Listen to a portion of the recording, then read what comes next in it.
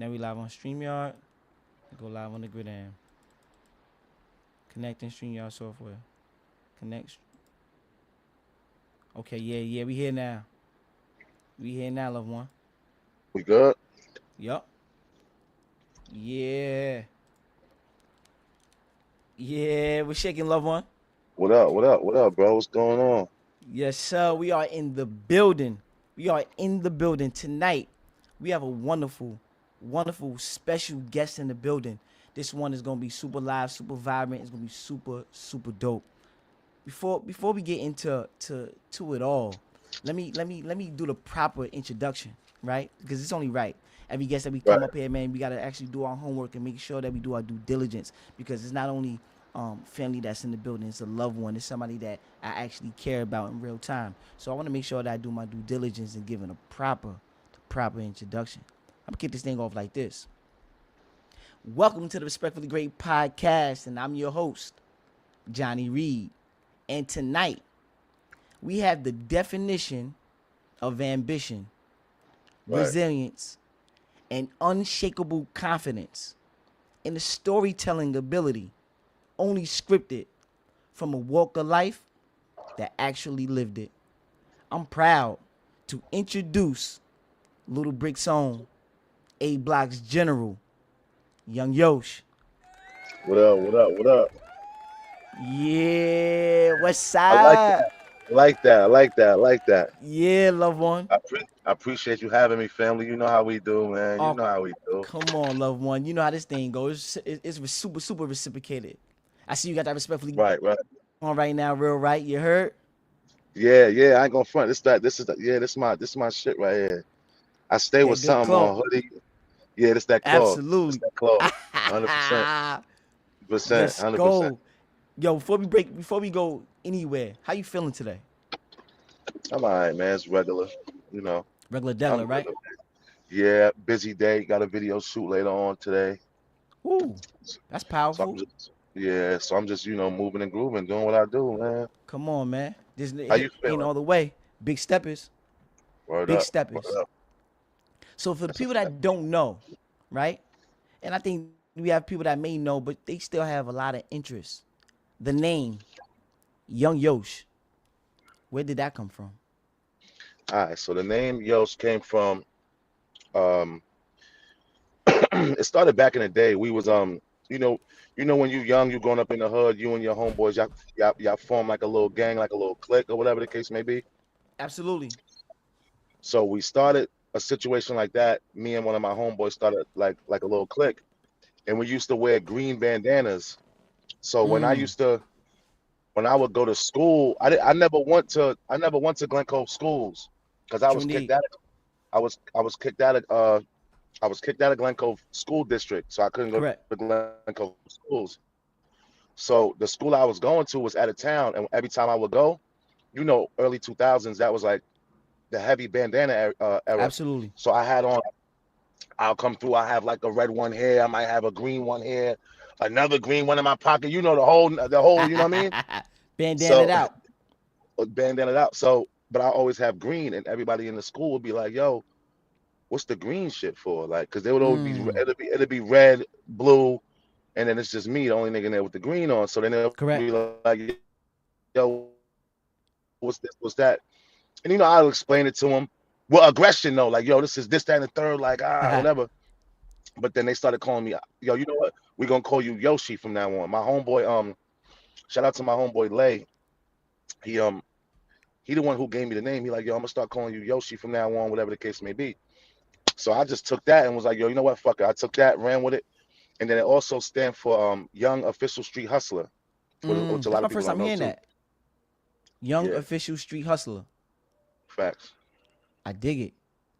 facts. I So mean, to that's what cut a your nigga. wisdom, I just wanted to add in and put my little 2 cents in it because that's my first time actually hearing that. Knowing you my whole Word, life, I never knew actually what the name stood for. facts, facts. Yeah, that's where it came from. That's Yep. fire, Yeah. man. I wanna take a little step back really early on. I wanna bring it back to childhood, right? Right. When we younger, we do a lot of things. We try to figure out who we are, try to figure out Right. ourselves. But give me some of the backstory of who you are, where you come from, and bring us up to speed to where we at today. So back in the day, give me some of the, the upbringing. the upbringing. All right, where we that's a lot. That's a lot. It's a lot. So if you Yeah, want to it's break it a down, lot. let's break it down to let's break it down to family structure. How was the family dynamic? Moms, pops, siblings, etc., cousins, whoever. How did your environment look like to you from what you could remember at those times? What was your childhood looking like for you at that time, being a young Yosh? So as far as I can remember, um, I always had my mom's in the picture. That's basically my pops. I never knew my pops. Mm, Um, it's me and my family. I got my uncles, stuff like that. Um, yeah, like I couldn't like growing up. I was a badass kid. So my mom would have me one day, and then the next day my sister would have me. She'd be babysitting me, and I'll be back and forth from here to there, whatever the case may be. Sometimes. So that was like basically growing up in two different families, kinda in a way. mm. You know what I mean? Because I'll be over here going to church with my sister and them, and with my mom's, we in the projects chilling. You know what I mean? Stuff like that. So yeah, that was kind of it was kind of like a. It's just so I'm now that you're saying it, I'm thinking about so much stuff now. So it's like more so, yeah, yeah. That was basically it. I was born and raised in Glen Cove, of course, Absolutely. and that's why I was back and forth there. Growing up, like I told you, I wasn't in a normal school district, so that was kind of hard dealing with that. Yeah. Um, and besides that, it's like I don't really know. I kind of like I'm kind of lost a little bit. Yeah. I'm kind of lost. You know why? It's a funny thing because a lot of times we don't put too much thought into what transpired in the past when we always looking for forward progression. And we just say, life comes at us, the day-to-day moves, and I'm looking for the future. I really don't like to take time out to think about, hey, you know what? I experienced some things when I was younger that made me feel this type of way. Or, if I have a chip on my shoulder, where did this anger derive from? And when you share the story of having a father figure in your life. You said my mom played the role of my mother and my father, and you said there were Right, times where you went to, your sister's environment, and they used to go to church, but I'm still around my local family in the town, right? And we living in the Jacks, and there was a different level of structure, different structure and dynamic to the family. So when you say your sister was, I assume, to be older, correct? right. And your sister, she was on your father's side, if I'm not mistaken. No, so the thing about my sister is she's not really she's not really my blood sister. Still It was one okay. it was one of my mom's friends, but she would I kind of grew up with her too, so it was only right. I couldn't call her my mother, so I always called her my Put that as sister. my sister. She would always Absolutely. call me she would always call me her little brother, you know what I mean? Got you. And what, Right, what what was what was the differences as far as like the struggle? Because I know sometimes it's like I feel like a tug of war. When you're around certain environments, you got to wear certain hats. And right, sometimes you're around your friends and family. Sometimes we may have a little chip on our shoulder. We this tough guy or tough girl, etc. And then we go into another environment, and then we may have to play the back seat to follow the rules of the land and like however things go. We resilient people, so we tend to right, be different personnels in different environments. And when you say that, when I was over here with my sister, when I was over here with my family, my mom's and them, it felt a little different. Do you think that had a plague on you when you talking about I was a bad child? Did that cause confusion on having to conduct yourself in one manner in this environment and then have to switch up in this, or do you feel like you had to live up to something? Because early on we all get influenced by something. It may be the streets, it may be a relative, it may be music, it may be whatever. Did you find yourself strongly attached to anything when you were younger that made you feel like, you know what, I need to wear, I need to be this type of disruptive kid? Because you said, quote unquote, you was labeled almost like a bad child growing up. right. Do you Okay, feel so that was where you think that came from? all right, so now all right, now we getting somewhere. So this is where it came from. So when I was young, I was just, a young kid bouncing off the walls, whatever the case may be. I loved hip hop music. I remember I used to like listen to a lot of Wu Tang when I was young. The woo. I would listen. I would listen to all day, like all day. So growing up, once I got to that age to understanding certain things in the streets, and because my family was big on the streets. We'll get into that in 2 seconds. So it's Yeah, like yeah, yeah. Absolutely. that played a major role. And then like once 1999, 2000 hit, I'm about, I'll say probably like 8, 9, maybe 10 years around there somewhere. Correct. That's where you know the stuff I started seeing. It was right in my face. You know what I mean? Like, Mm. because sad to say, but my family played a big part in, like, the drug dealing this, and most definitely the gang shit. So the gang shit is what took it to another level with me, because the Yeah. streets is gonna be the streets. But then I'm coming out the house, I'm seeing everybody with these red bandanas on. I'm Yeah. seeing the older cats doing this, the older cats doing that. And then on top of it, I wasn't your average 9-year-old kid. You know what I mean? Like, Super advanced ri- uh, for your age. I was way too advanced for my age. Correct. So it's like, you know, seeing that, when I was young, that's all I really cared about. All I wanted to do was be, especially growing up in my area, Glen Cove at that time, all I wanted to do Absolutely. was be blood. I just wanted Yep. to be blood. That was it. I didn't care about this. I didn't care about that. And I mean, like, I'm 9 years old. This is what I want to be at 9 years old. You know what Yeah. I mean? Yeah. So growing up, seeing that, and then I had my uncles. I learned a lot from them with the street stuff. Correct. In their early days, they used to be hustling and all that. Not no more. Let's get that clear. Absolutely. But Yeah. We're not out there but doing let's those get that things no more. let's get that clear. So Absolutely.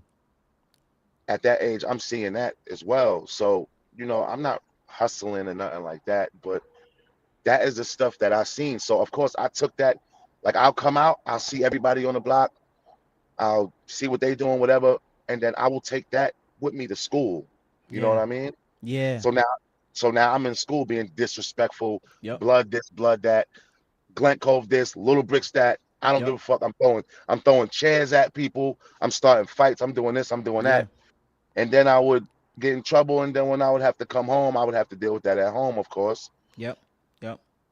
But the thing about it is, like I said, I was advanced. So when I would get in trouble and I would go home, my mom wouldn't always whip my ass. She'll just tell me, like, listen, you keep doing this, you're gonna end up here. Correct. My uncles and them would tell me the same thing. But then also my uncles would be like, yo, get in the car with me. Let's take a ride with me real quick. Yeah. Yeah. So Yeah. you know what I mean? Like, so like I Absolutely. was that. And then there was also times that I can remember when I don't even, it's so crazy now. I'm thinking about, I don't even know what age I was at this time. But I remember being in the project, standing on the corner at like 1, 2 o'clock in the morning, and I'm the only kid my age out there. But Outside. I'm Yep. being, but I'm being accepted. Yep. You know what I mean? Like, they're accepting this. They not tripping. And my mom's wasn't really tripping either, because she know, like, it was, for some reason, it's just like my mom treated me like I was always a grown man in some Correct. sort. Correct. So I'm seeing things firsthand: the drug dealing, the shootings, the this, the fights, the stabbings, people getting locked up. Now I'm growing up doing bad shit, breaking windows, breaking into houses. I'm doing this, Yeah. getting involved in whatever. I'm not gonna talk about everything, but Yeah. it's Yeah. like, Yeah. now I'm doing all of that. I'm doing all of that as well. Correct. So growing up, that's basically what it's really my environment, bro, and the stuff that I seen. Like like there's like nothing I didn't see at an early age that didn't play a part in how I grew up, how I think. Yeah. You know what I mean? Like for instance, like the people nowadays, they'll be like, yo, stay on point, yo, be safe, bro, this, that, and the third. But I knew at 9 years old to be safe and stay on point. Absolutely. You know what I mean? Yep. So it's different. It's like the things that some people experiencing now, I experienced when I was 10 years old, 11 Very years early old. on.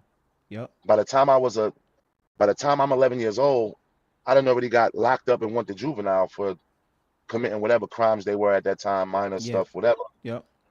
So it's like I learned at an early age on how to conduct myself in the streets and do negative things in the streets the best way possible. Correct. Because I'm young and I'm seeing what people are doing. Yep. So I'm like, okay, if I'm gonna do this, I'm gonna do this way. Like So that. he got, you know what I mean? So it's like, Absolutely. okay, I see my uncle get locked up. He did that. So if I'm gonna do it, Instead of going out the front door like him, I'm gonna go out the back door. Mm. Like things like that. So Yeah, growing up, that played a big part in that. And of course it wasn't a good thing. It made me the man I am today, a bunch of stuff. But it's like absolutely.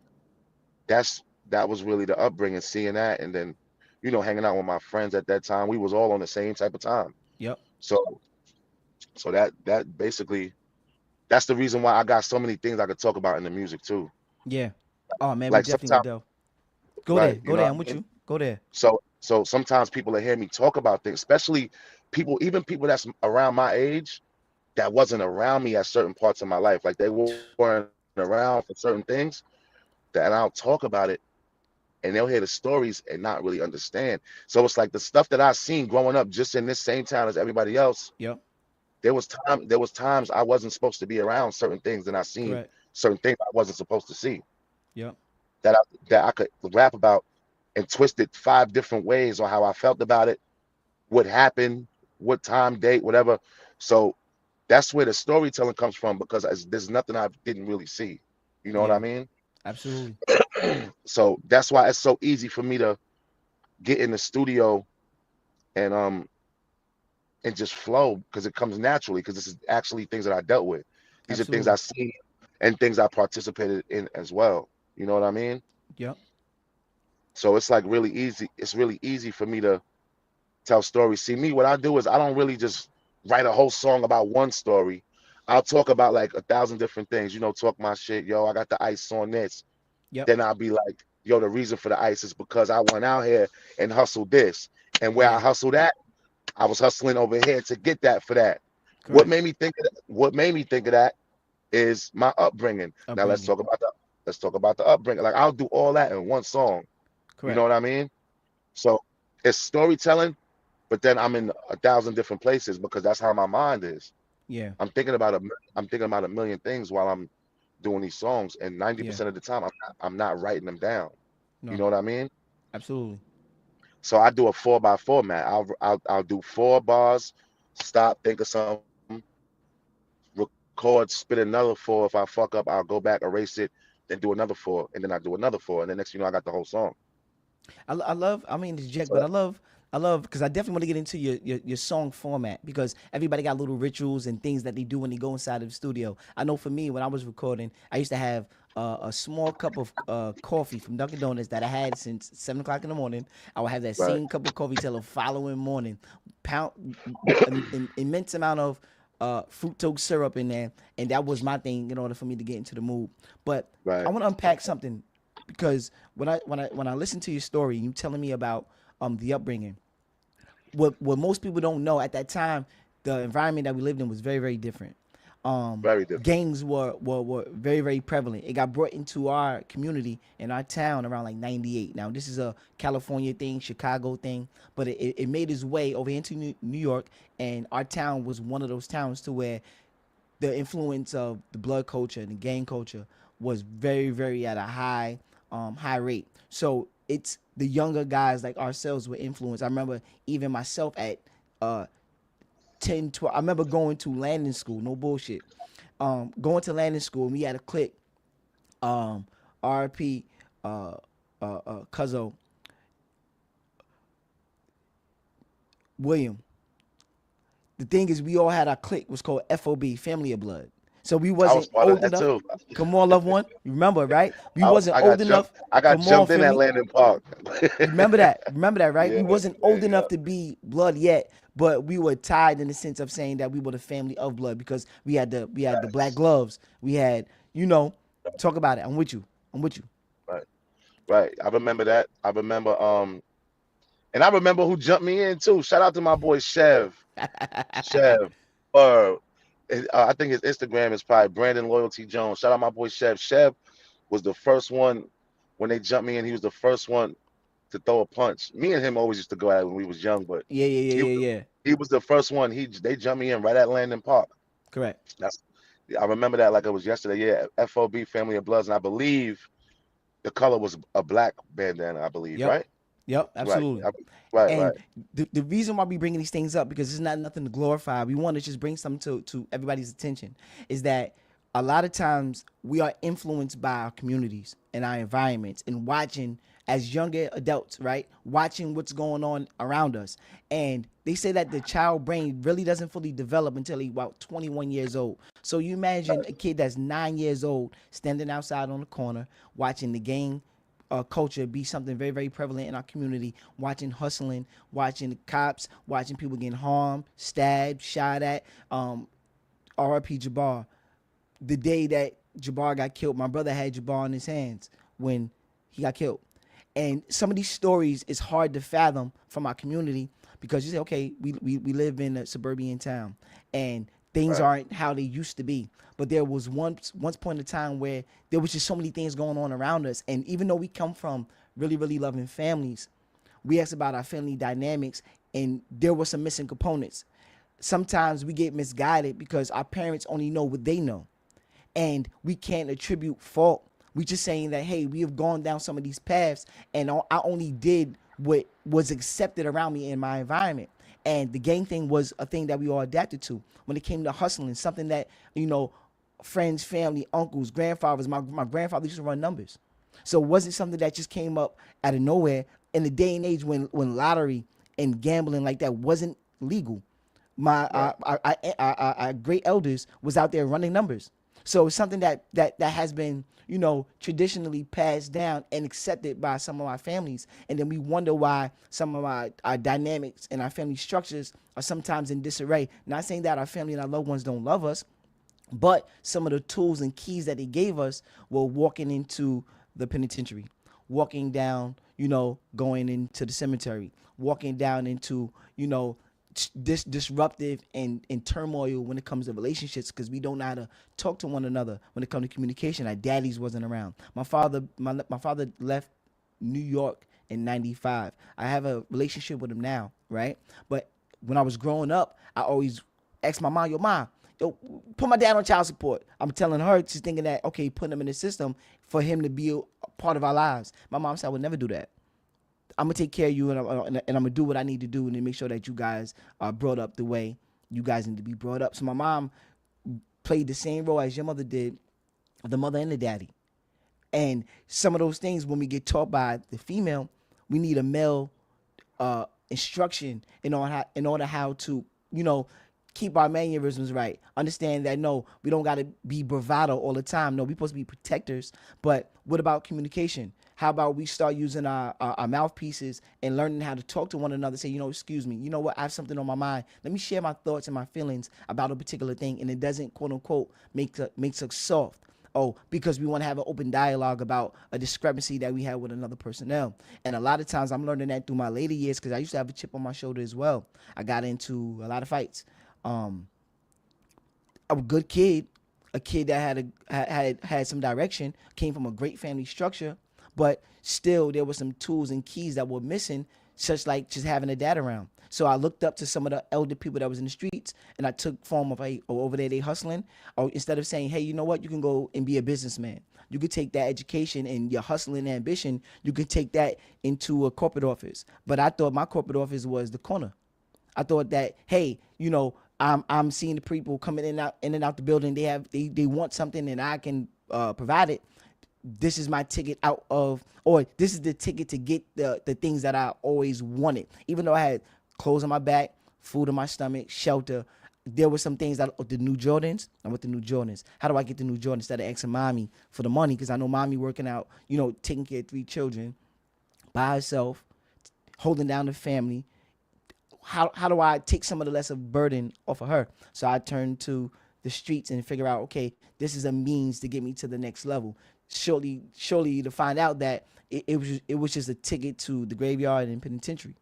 So when I'm Right. saying about these environments, they play very, very a pivotal role in our urban community, in the black male community, because they got this stigma of saying that black males don't have these role models. And we know that, hey, sometimes families break up. We're not the only people that deal with breakups and people they divorce.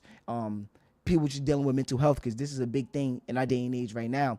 People just saying mental health. And back in our day, we used to say, boy, cut out the crazy. You acting crazy. You ain't crazy. And these are Right. some of the things that we get taught in our household. Like, boy, what? Nah, go fix that. Oh, you got a problem? Somebody did something to you, go out there and go fight them. And so we always taught to throw our dukes up, go fight every battle with fisted cuffs, not understanding that one of the strongest swords that we have is the power of the tongue. Just being able to have dialogue and open communication, we can outthink our problems. And I'm learning now through our conversation, through the mediums around us, through some of the channels that we tune into, that all it takes is a conversation Right. to solve most of the problems. So when I think about your upbringing and saying that, well, where were the other role models? Not saying that we didn't have people that loved us in our corner, but when we was out there on the corners and we was out there doing some of the wrong things, how do we get the guidance if all of our family members are doing it, all of our friends are doing it, all of our elders are doing it? So where's the guidance coming from? And I look at that now and say, damn, what type of role models do we need to be, such as picking up a skill set, developing these skill sets like music. I know that was an outlet for yourself, and it was an outlet for me too, something that I zoned out to. So when it said Yeah. music, you say heavily influenced in Wu-Tang, that made me think about maybe that was your way of saying, you know what, I need to have a conversation with somebody. Let me have a conversation with myself and put it through the pen. Was that something that you came to express how you felt? Because were you able to hold some of these conversations about how you felt inside with anybody else or somebody that you looked up to? It was more. I mean, well, like I said, when I was young, I used to love Wu Tang, whatever the case may be. But I feel like at that age, I wasn't advanced enough to have like a full conversation about how I feel about things. I feel like I was a little too young at that point in time. You know what I Correct. mean? And then like I'm gonna keep it real with you. I'm not. I don't really remember too many times when people would come. When you go to school, they would ask you questions, and they got the therapists, they got the counselors, they ask you questions. But I don't really remember too many times of me really sitting there and really talking to these people. I just used to want to get out that office and just leave. You know what I mean? Like Yeah. that's what that was. I wanted to go back home so I can go outside, Correct. go to the playground. You know, so I don't really, remember too many times of me being somebody that wanted to like talk about things with people. I would rather deal with the issue, or somebody would tell me like if I'm doing something wrong, my sister would tell me, my mom would tell me. But other than that, that's basically what it was with that. Like I remember No having doubt. counselors in school and stuff like that. And they would talk to me. I had some cool ones and they'll Correct. be talking to me about things, but it's like it didn't really change nothing because I was who I was, you know what I mean? Yeah. And you're gonna be who you want to be, no matter what it is, Yeah. nobody, no matter what nobody tells you, no matter what happens to you, nothing. You Mm-hmm. always gonna pick and choose what you want to be, Yeah. and that and as far as role models, it's like all I all I wanted to do was either rap or be a gang member. That was it. My role models was the biggest role models in my life. I would say was my uncles, I dig it. and the reason why is because growing up, I'm seeing them with the nice cars, with the jewelry. I'm seeing the like the hood fame, like Yeah. the like the celebrity they are in the community that I'm from, and just like a lot of other people from my neighborhood, they wanted to be just like them too. Absolutely. You know what I mean? But that's the thing. They want to be like them and not knowing 18. everything. That's a big that too. So they wanted to be like a lot of people want to be like them too. But me, I got a different side of it. You know what Yeah. I mean? I Absolutely. seen I seen what it really was, and Really. like you know Absolutely. what I mean. So of course that made me want it more. So now I Correct. understand. I understand why they sneakers is brand new every time I see them now. Absolutely. Yup. Because you So see I where they're know. getting it So from. so I know what I got to do. So like that was basically that was basically my role models. And then if I wasn't paying attention to that, I was paying attention to other stuff, and none of it was positive shit. None of it. Yeah. But at that time when you're growing up, you're young, you don't really care what's positive or negative. You're gonna do whatever you're gonna do. And the only thing you keep telling yourself is if you get in trouble and you see the police, run. That's all they used to tell us. Yeah. Yeah. You Yeah. do what Yeah. you do whatever you want to do, but if the police come, run. Run. That was all I was really taught. And then like what you said, like it came from the like with the West Coast involvement in it, in the stronghold that it had on our community. and other communities as well. True. But I feel like with ours it was different. With ours it was very different because it literally came from there to here. And then Mm. as I'm getting older, I'm studying it, knowing what it is, and now I'm attached to that. So now Yeah. I'm attached to that. Whatever's going on all the way in California, mentally, I'm attached to that, and I operate as such because Correct. because of where I'm from. Yeah. So as I get older and I actually become the things that I wanted to be when I was younger and be involved in the real thing, now my mind is like, okay, I already know how to do this. It's like I already know how to do this because I seen it growing up. I know what's what. I know this, the knowledge, all that stuff. Yep. So I know how everything operates. Absolutely. So yeah, that played a big part in it. Those that's basically what my role models Role was, models bro. were. Yeah. Yeah, bro. That's basically it. When it comes to writing, what would you say like the earliest ages where you started putting pen to pad, where you start to say, hey, let me start jotting down, let me start composing and making some raps up. When could you recall was the earliest times that you started putting pen to pad? Okay. Well, I remember I used to make demo tapes. I'm gonna Demo start with tapes? that. Yeah, I yeah, used to yeah. make Bring me demo there. tapes. I had a radio. I don't know what year this was. I was super, super young. Dumb young. But I had a radio that if the radio was playing and I put a tape in and press record, it'd take whatever's playing off the radio. Yes, yes, yes. That's how we used to So record back in the day. Absolutely. right. Off the radio. So what I would do was, and mind you, nobody taught me this. Like nobody You figured taught me this this, out. fam. You figured this out on your Nobody own. taught, fam. With the Nobody cassette taught me tape, this. the record. All right, Yo, bring me there. Bring me there. nobody taught me this. So what I would do was, at that time, I believe one of my uncles, I think, was living with us at that time, Yeah. and he would have all his CDs and stuff, this and the third, and I believe I would take, like when he wasn't there, I would take his tapes, put them in the radio. Somehow I We lost the God for once. Oh, there we back. I'm here with you. in the call real quick. Yeah, yeah. Just mute the call out and then we good money. If you are here live right now, send some emojis, some fire emojis in the chat. I can't see the comments. If you are in the comment section on Instagram, make your way over to Respectfully Great on YouTube, and I can be able to see your comment. Actually, I'm gonna show a comment right now that came through, and you should see it said, "What's good, brother? Hope all is well." XLX Rider. Shout out to Ryder. It says, "What's good, brother? Hope all is well." So that's super, super fire, Leany. We have a comment right here. If you want your comment to be shown, I know people are tapped in right now on Instagram. What I would love for you to do too, you still tap it on Instagram, but in order to engage with us a little bit more, if you put your comment out there on YouTube, it will show up on our feed on StreamYard, etc., and we'll be able to see your comment in real time and propose these questions or comments or statements in the chat, so we all can have some dope dialogue and carry on this conversation in a way that we all feel engaged. So shout out to everybody that is here right now. It's unlimited love. We appreciate you showing up, and we're gonna continue to do our thing. We're gonna continue to do our thing. Um, this is the comment. Yes, XLX Ryder says, "What's good, brother? Hope all is well. Unlimited love. Shout out to you, loved one. We are here. Big love.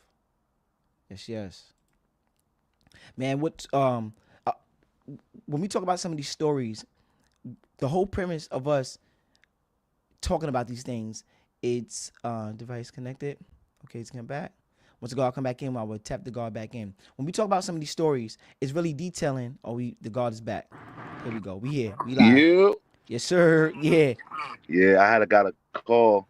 Light work. It's all good. Yeah, all right, bet. So we back. We good? Yeah, we back. Yeah, we all tapped in. I'm just saying that when we giving these detailed stories about our upbringing, we want to give context to who we are, some of the things that we have faced in our communities, and the thinking behind what we do now. Because these thoughts, these feelings, these emotions don't come from anywhere, and a lot of times our upbringing, our history, our story would give so much context and understanding to who we are and the things we talk about. Like you said about your music, my music don't come from anywhere. When people hear these stories, they're like, "Well, where's this story coming from?" Not knowing that you experienced something that people wasn't even privy to because they wasn't around and they don't understand the dynamic of our community and our environment at those times. So when you talk about, being up top, being number 5, being down bottom, being on the A, being here, being there, hustling, all of these things, it seems so fabricated because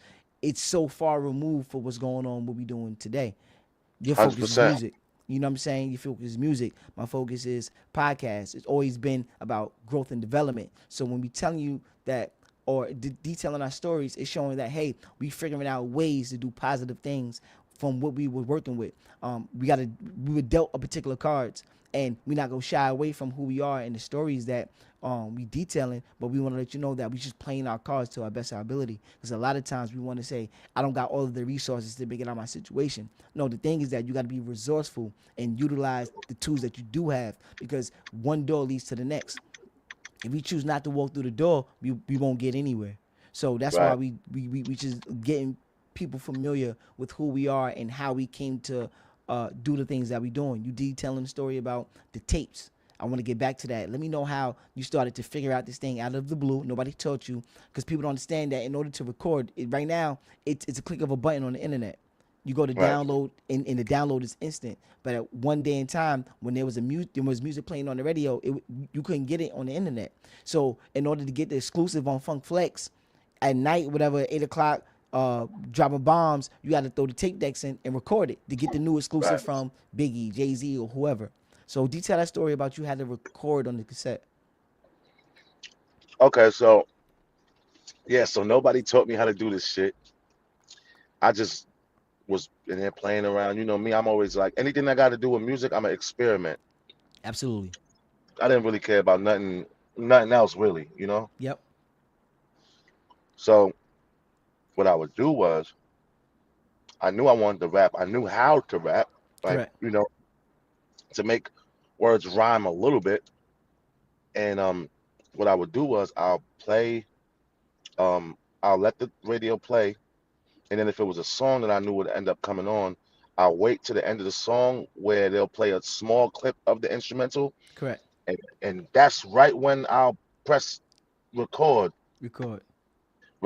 and then I'll say like a couple bars, and then they'll be like, ah, yo, Hot 97 instead of third, and then I'll end it. You know what I'm saying? Mmm.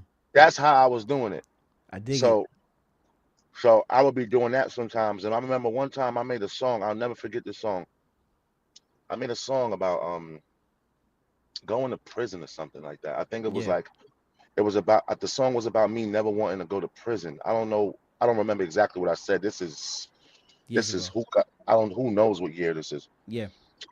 But shout out to my cousin Tish. So I used to they used to have basketball games. If anybody know Glen Cove, they would have the basketball games behind where the Speedway gas station is now. Yep. Stadium. Right. They would have basketball games at the basketball, whatever, right there. And I remember I had a demo tape, and I told her, I'm like, play this tape. No, play this tape. You gotta hear this tape. You gotta hear this tape. But I'm so shy that I gave her the tape. Before she could even put the tape in, I ran all the way up by the gas station because I was so No way. scared and I was so shy to be there and see what people was gonna say. But that's like the last of it. I don't really remember anything Correct. after that. I don't Yeah. really Yeah. remember Yeah. anything after that, like about that day. Yeah. But that's as far back as I can remember when it comes to me. I wouldn't say writing, but at least trying to rap and like grabbing a hold of it and letting it be recorded. So, growing up, that's when I started writing stuff like that. You know what I mean? Yeah. We used to do a lot of freestyling in my hood. Building two, literally, actually, Yep. the building that's on my chain, I don't even know if they could see it on here. Yeah. Literally, Yeah. Yeah. Show that, please. literally, bro. The building that's on my chain right here, this building two, right? That's the building. If That. Yep. anybody That's knows, the bricks. that's the tree right there Come on, man. in front of building Man, two. that's powerful. I never knew So that. I ain't gonna lie to you. I never knew. I never. That's crazy. yeah, that's building two on there. So if anybody know, building 2 and building 5 was the buildings where people would chill and The freestyle and most. Yep. bang on the door, whatever. Yep. So I always knew how to rap. I would rap around my friends sometimes or rap in the crib. But then when I would come outside, I'll be scared. Yeah. You know, I would be scared to rap. So at some point in time, I'm like, yo, man, you know what it was? It was people that would push me that know I knew how to rap. They'd be like, yo, stop playing, bro. Spit that shit, bro. And Absolutely. mind you, I'm in there with everybody that's older than me. God bless the dead. Global. I'm in there with Cole Yep. Red. RP Globe. I'm in there with you probably. I'm in Come there with on. Roy. I'm in there with Roy, Roy yep. Red, B Jones, this one, Come that one, on. this one, that one. Absolutely. So everybody like, Absolutely. yo, spit that, yo, spit this, and I'll be like, nah. And then every once in a while, I would spit something. You Yep. know what I mean? Yep. And when I was spit something, I'll get the right feedback every Yeah. time. You feel what Yeah. I'm saying? So Yeah. I'll go home and be like, I bet. So I got this, whatever. I'm not really writing rhymes like that. I'm just freestyling. Freestyling. And that used to be the thing growing up. Oh, True D. everybody will always be freestyling like groups or whatever. Yep. And they had a for the community. I think it was after Jabbar got killed. Yeah. They started the community thing at the Boys and Girls Club, and they built a studio in there. Studio. Yup. Shout out to E-Man. Word is Right. born. Shout Dom. out to shout out to Ellie Man. Yup. He was the first person that let me get in the actual booth because when I came down there, it was the same people I mentioned, Yup. and they was already making tracks, Yup. and I walk in, they like, like, oh, we letting this little nigga on a song, and it's like there would always be somebody in the room that'd be like, nah, he good to go. You know what I mean? Like Straight he good up. to go. Like he Yeah. He young, one of the he, ones. he's he one of the ones. You know what I mean? So and you know who it was? It was Roy Red. Shout out to Roy Red. Red. Roy Roy Red would Red. Shout out Roy Red. he always be saying, he'll come up to me, he'll tap my chest, yo, spit that shit, yo, stop playing, son. We ain't gonna keep doing this. Da, da, da, da. Yeah. He used to Yeah. Yeah. always do that shit. I remember that. Yo, he used to do that. Um, and Global would be the one to be like, nigga, you can't rap, nigga. I don't want to hear that shit, nigga. You don't know how to rap, nigga. But he knew I He knew knew you how know to how to rap, rap. but Facts. he would just fuck with me Push or you out whatever the there. case may be. Yup. Yup. 100%. So that right there was when I started doing songs, and it'd be like it'd be like every song would be like a compilation of different artists. Yeah. Mad of us on the records. Facts. Whoever got their bars done, you get on. Your bars ain't Yup. done, it's whatever. And And it's then crazy. You people used to rush to get them bars out because they say, yeah, listen, man, if I don't get the bars out fast enough, I ain't gonna make the cut. they ain't gonna make the cut. They hundred gonna make the percent, cut. they're not gonna make the cut. So that was what it was. And then that's what made me start wanting to. I gotta write something because when I go down there, Ellie man, he a professional at this already. He Son, already yeah, know what to Ellie Man is a say. legend. Hey, I just I'm started like, following the guy. Shout out to Ellie Man. What is I think the guard in Philly now, if I'm not mistaken, right? that's what's He up. he That's might what's think he up. might be in Philly, but long story short, though, I just started following the guard, and I just seen him. I ain't seen him in years, but just seeing him, his children. Shout out to him and his children, family, etc. But Ellie Man, I ain't go front. The beautiful thing is that he opened up the door and was willing to spend his time down there with us. That was Facts. key. That's the fact. That's very key. Don That opened up that the doors. facts. Don opened up the doors, gave us access, and Ellie Man spent his time. If he had not spent his time, we wouldn't have got none of those things done. None of them. Word is born. And God knows where certain people would be if they didn't Man. Whew. develop that passion. You know what I Yep. mean? Because Yep. even people that would freestyle sometime, they didn't really care. Like they'll go down there and do it sometimes and go right, the projects up right across the street. Straight up. Straight And up. then it came to a point where the days that Ellie Man couldn't come and do the studio for us, we stressed out. We in the Stressed out. building stressed Yep. out. Yep. Everybody in the building smoking weed. We ready to rob something now. Yep. Ellie Man Yep. didn't even know we ready to Straight up. rob something now. Now Straight up. everybody angry. That's That's a how fact. and that's a good thing because it's like now everybody's starting to fall in love with the craft. You feel what I'm Yep. saying? That was a safe haven So too. 100%, 100%, because wasn't nobody getting in trouble if you there. Yep. Straight up. That it became a Whew. place where That was it key. became a place where everybody. It's like this. Everybody that was in the projects at that time making noise, and when I mean making noise, I mean like doing illegal shit. Yeah. Like Absolutely. even though I was the younger person in the group, I was part Yep. of that shit too, doing a whole Everybody. bunch of Yep. stupid shit. Yep. So it's like All the ones that was making noise was at that studio, Yep. Sure whatever enough. whatever day it was. Sure So enough. even if you wasn't rapping, you just wanted to be there. Be You around there. Yep. know what I'm saying? True indeed. So that was a good thing. And then like you said, you had to make sure your bars was right. And if you ain't have it right, Ellie Man was going to sign in for you. Oh, your shit ain't Yeah, right. that's a fact. I'm gonna jump on there. You know what I Yep. mean? So you ain't even getting on it. You gotta get on the next one. And then that was another place that made me start wanting to write. Like, all right, I got to get my shit right. And Get then my shit right. Absolutely. from there on, it just went on. What year was that? You think that was probably like So when I that had to be around when I was like right after high school, maybe a year or two for me getting out of high school. I graduated in '05. So this had to be like 6 and 7 because I got jammed up. I went to prison in 2008. So this had to be I graduated in '05, 2000. So it had to be between I'll say between six 2005 to 2008 was that spot for sure because I know I just finished high school.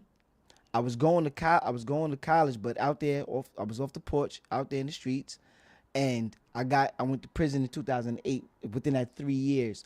But I know that it was definitely right after high school for me. So right. it was '05. So around '05 to '08 for sure.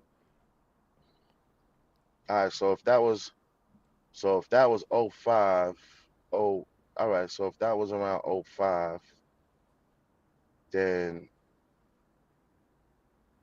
I probably was about what, like 12?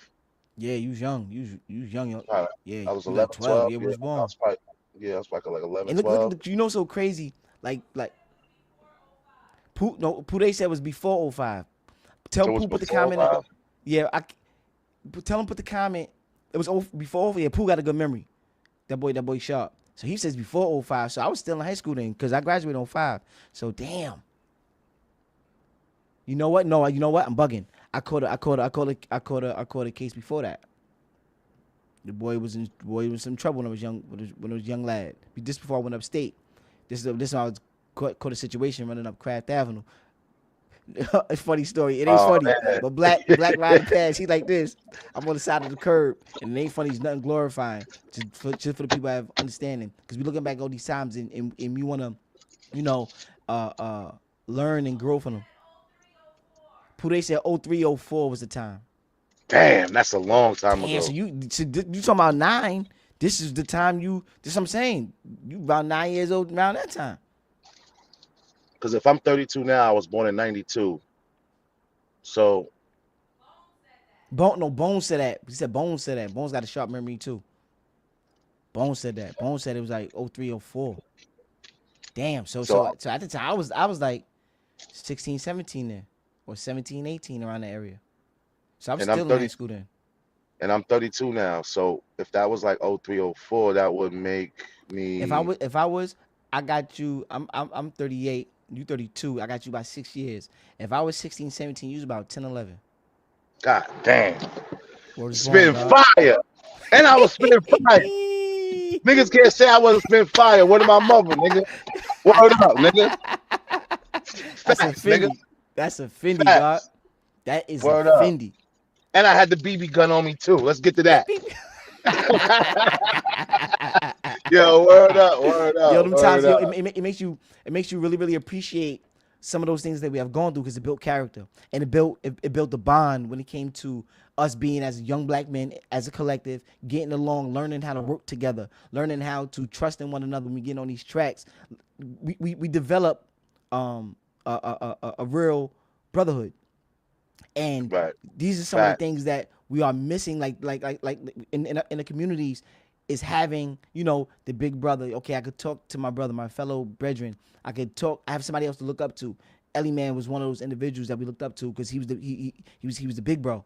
So he was in there putting us putting his time, putting us all in line, and making sure that we all in the right place at the right time, doing something positive and constructive versus going outside those doors and doing something that's tearing up our community. So these are the things where we look back on and say, you know what, we always been chipping away at our imperfections, building up our armor, little did we know at the time, we didn't look at it as such. We should know what it felt like to be in that space, in that environment. We know that when we wasn't there, we felt like something was missing. Like you said, we were now in the building, and everybody out there doing a 1-2 and trying to figure out, man.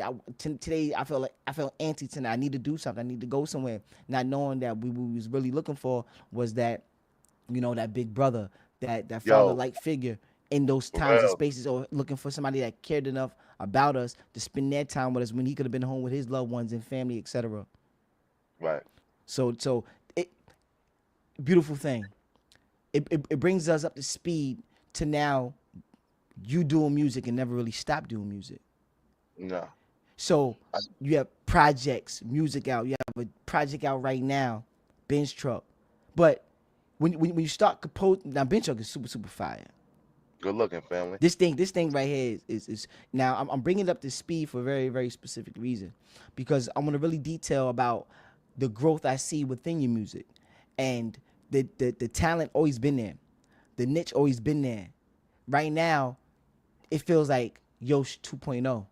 It feels like, Yeah. okay, this is a revamping of something that's very very different, not distinctly different with as far as capability. It just feels like there's an energy behind you, spirit wise, that I feel through the music. I see the visual. Whoever shot that video did they numbers. The composing of the record got that bounce. And this leads me into a lot of other records, because there's a lot of records that I've listened to of yours that hit home for me for many different reasons, and I'm going to share those too. But since we're here with the Bench Truck, where did you get inspired to do this record? Why this record? Where the inspiration come from it? What space are you in now to say, you know what, this is the record I'm gonna release right now as my single? I'm gonna keep it real, yo. I was in the crib at like 8 in the morning. I just I just put on the beat, started rapping, and honestly, I just called it bench truck because right now I'm driving a bench truck. Yeah, yeah, Big 50. Yo, literally, bro. That's Yeah, literally, literally. And so when I give this car back and I get a Volvo, or I get this, that, and the third, I might make a song called New Volvo. Who knows? Whatever. absolutely, But that just goes to show that whatever I'm doing, whatever I'm talking about in the music, I go based off what's really going on. absolutely. That's the reason why. Yeah, that's literally it. um just curiosity, who shot the video? The video was shot by my boy Doomy. He owns a whole company called Doomsday, Shout out to and they Doomy. do yeah, Doomy. Yeah, no, he's a good guy, man. He know what he's doing for real. Yeah, I like Um, that, I, man. yeah, I'm actually shooting a video with him tonight again. Oh, that's fire. Let's go. Yeah, yeah, I got What's a cook video shoot season? tonight. Yeah, .com. Yeah, cookseason.com. So he I met him through Instagram. I just hit him up like, yo, I'm trying to do this. He's like, let's do it. Like, hey, it was just click 1, 2, 3, and that was it. And when we linked up, it was like, like it was mad cool. It's like we met already before. It's like, yo, what's good, Yeah, bro? Sometimes you meet a new cameraman, it be all weird and shit. yeah. Vibes be It off. wasn't it wasn't nothing like that. I told him straight up. I Correct. said, listen, I was dealing with somebody else. He did some weird shit. Gaga. I'm looking I'm looking for another home, but I need quality. Yo, I got you. Absolutely. Let's do it. It's work. Let's do it. And the songs ain't gonna never stop. That's what you do. I got at least, honestly, unrealistically, like I probably like 200 and something songs unreleased. I believe you. I believe you. Because So you work like a madman. I already know. You never stop working. You never stop yeah, working. so You I know, got so it's so ill because for the amount of music that you compose, and then you see the music that's out. I know you as an artist. I know you like, man. I wish they could. I wish they could hear this one right here. I wish they could hear this record right here. When I drop this one right here, I know there is a feeling, the energy behind it that makes you say, you know what, the best have yet to come. I'm cooking. But I know up here, I got so much creativity that I want the world to see. And I know when it's right, I know that it's going to be received in a way where I can feel, you know what, it feel like a accomplishment for me, because you know the work that you put into it, the right, thoughts, the song, arrangement, the beat right, selection, how you just put it together. And it's one of those things where when you create, and I think this is, and when people say they have a runner's high, and people outside and they jogging, they doing their thing, they just and then now they just in a flow state. I know you have come to times where it's like, yo, man, I'm just rhyming. I feel like I can't miss. I think I was in the studio one day with Hamo, and this dude made about like over like 8 records, bro. And I never seen no stuff like that in general. Like, cause how I used to write, I'm a real patient, real well thought out person when I compose. But when I see somebody just in a flow state, and I've seen that before, and I'm like, okay, that's like a runner's high. And I know creatives, when you doing something where you feel like, yo, I can't miss. I know you have moments where you feel like, yo, I'm just writing, and I just feel like everything that's coming out feel like water. Have you had those Yeah, moments? I have, I have, um, I have, but it's you know what it is. I make a lot of my music alone too. Mm, Like yeah, and it takes me a while. Like it'll take me 3 4 hours working on one song. yeah, me too. I'm one of like those guys like that too. you know what I mean? Like Ben's truck took me. The Ben's truck song probably took me. I say, damn, how long did it? It probably took me about like 2 hours probably. Wow. But you know, And that's still. I mean, because you think about when people putting records together. Think about, say, Kendrick Lamar.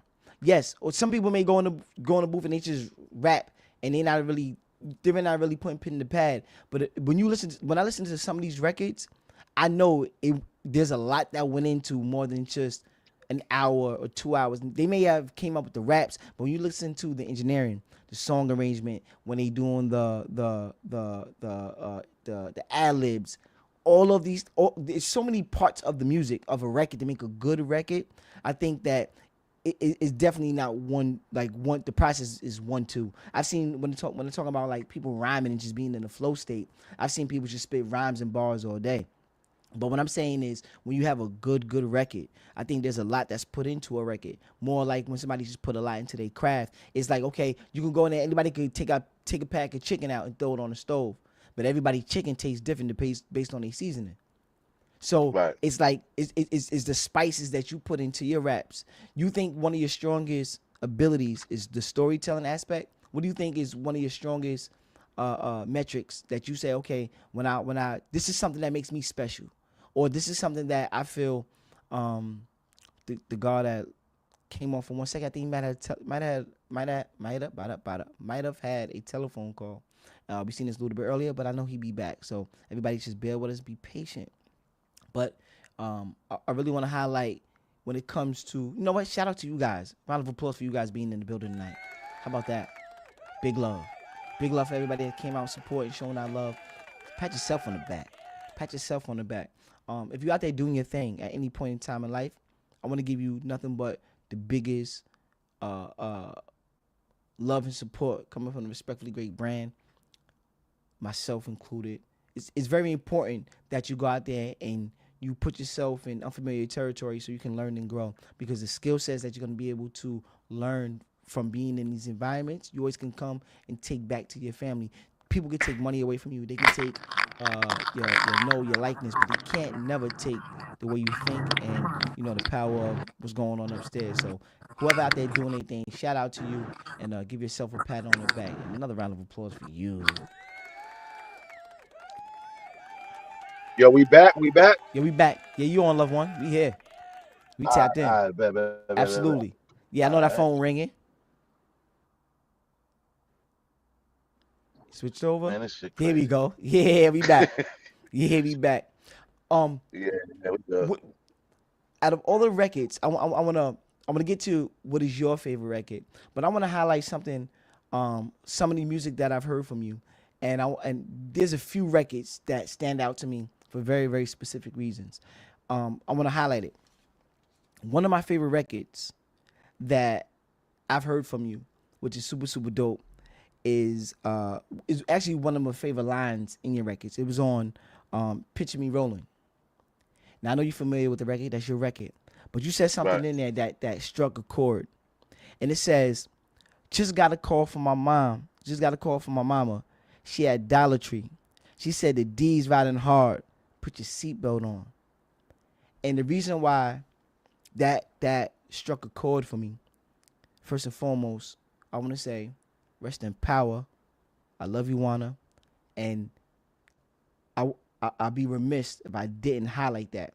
I wanted to expound on it earlier, but I know once I got here, I didn't know how long this conversation would take because I know this is something that you, our community, family, our loved ones are really, really affected by.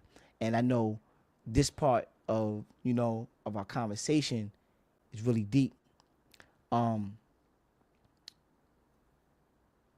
do you want to talk about that at any point in time? Like right now, how you feel? Do you feel comfortable, you know, having this type of conversation about that right now? Just want to get your, you know, I don't. The reason being because everybody deal with things differently, and I didn't want to, uh, not touch on things and bring. I want to make sure it's right for you. You understand?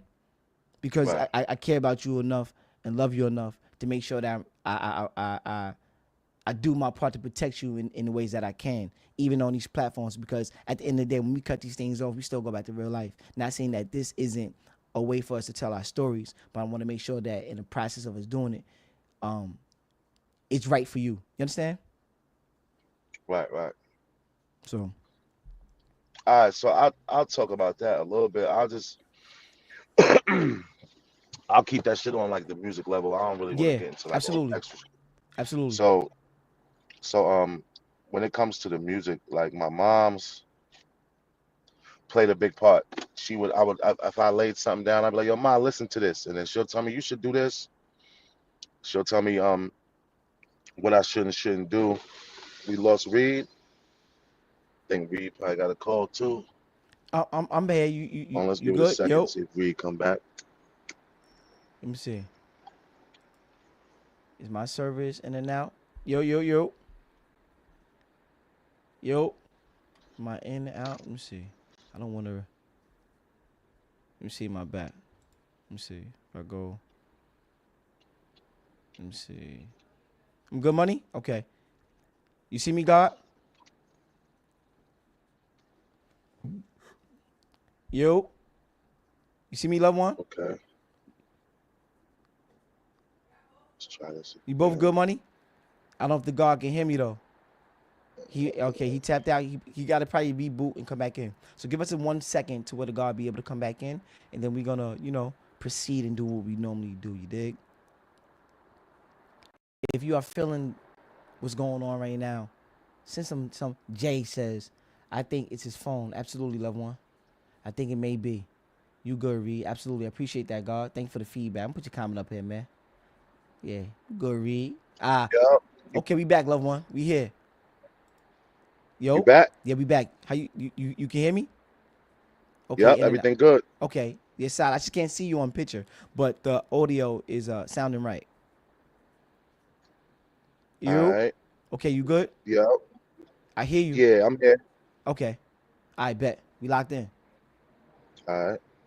We locked in. So what I was saying was, when I'll do certain shit, I always, not always, because I used to play around with my mom a lot, and when I say that, it's like I'll do certain songs and I'll be like, yo, my mom gonna fuck with this shit heavy, so I'm not Yeah, even gonna yeah. show her. I'll wait till I put it out and wait till I come in the crib, and then I'll wait till she say something to me about it because I know she's gonna say something to me about it. Absolutely. You know what I mean? That's a I'll do fact. shit like that. I'll do shit like that with my moms on purpose. Like, and then another thing too, it's like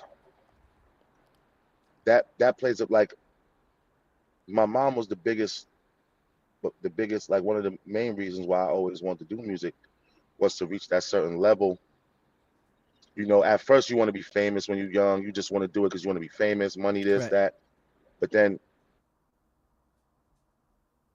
as time went on, it's like, nah, I want to do this for all of those reasons. That's cool, but to be able to give my mom a life that she deserved, you know what I mean? So that also played a big part in it too.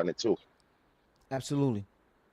And yeah, like that was like one of the main things. That was always That's why if you hear some of like most of my songs, I mention my mom all the time. Like, yo, the things I want to Absolutely. get her, the things I want to do for her, Yep. because that was that was the plan. You know what I mean? Absolutely. That's what made me think That was, about when I hear these.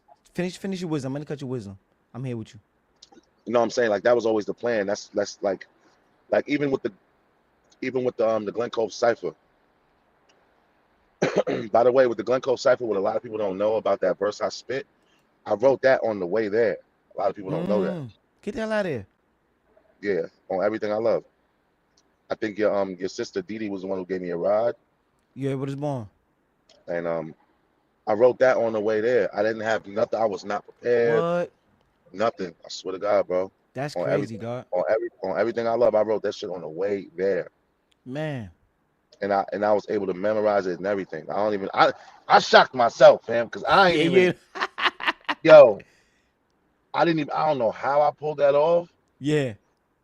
but I'm like, yo, listen. If something told me in my mind, I'm like, yo, listen. We about to have this cipher. Everybody from the hood that rap, I have to be in it. They're I not gonna gotta tell be. me that. Yep. They're not gonna. Even if I said, nah, I don't want to do it. I did say I didn't want to do that first. Yeah, yeah, I remember that. I Some remember that. I remember that, somebody God. said, nah, you gotta do this. You gotta do this. I'm like, fuck, I gotta do this shit. But I'm like, you know what I'm gonna do? I'm like, I'm gonna keep telling niggas I might do it, and then when the day comes, I'm just not gonna answer my phone. You had that plan. So I had that plan for about a month. What? So long story short, like the day before, my mom is like, so what you gonna do? You gonna go or you not gonna go? For sure. Once moms tell me I gotta go, I'm going. Yeah, Ain't you no, committed now. Now I'm committed. I bet. I'm like, all right, fuck it. My mom want me to go, I'm going. It's whatever. If my mom say go, and she tell me a reason why she could see. My mom would tell me things in different ways. Absolutely. Sometimes she'll yell shit at me like, oh, if you don't want to go, then don't go. Or she'll sit me down, light a cigarette, and be like, yo, do you want to do this or you don't want to do this? I think Mm. you should do this. Once she get on that level and her voice, her tone of Tone voice, switch up. then I know that she, you know what I mean? Absolutely. Then I know for a fact it's like, all right, now, I got to do this. So the whole time I was on my way, I'm like, yo, I don't got nothing. I don't even, because like I said, I don't really write like that. Yeah, yeah. So I'm like, I don't really got nothing. And then on the way there, I walked in the whole time, everybody rapping. I'm like, fuck, like how am I gonna pull this shit off? I kept reading it, and the shit worked out. But Yeah. that goes back to what I'm saying. Like my mom's played a big part, and because like if you listen to the cipher, I was rapping about situations with my mom and how I wanted her Yep. to have a better life and this, that, and Yep. the third. I remember So that. That shit was powerful, family. I ain't gonna lie to you. I ain't gonna lie. One of my two favorites was you and Swave. I ain't gonna lie to you. Ferragamo. shout I know out my that's your boy Sway. homie. That's my brother right there. Yeah. Absolutely. You guys are taking it from the bricks to ATL. What's up? I mean, how did y'all build that relationship? With the ATL situation. In general, just how did y'all just link up when it came to music? Because it seemed like y'all always just together, and that was like y'all. It just seemed like y'all walked in unison everywhere y'all went when it came to supporting one another. Because that's a very as a collective, we had the group Everybody Official. That was our squad, right?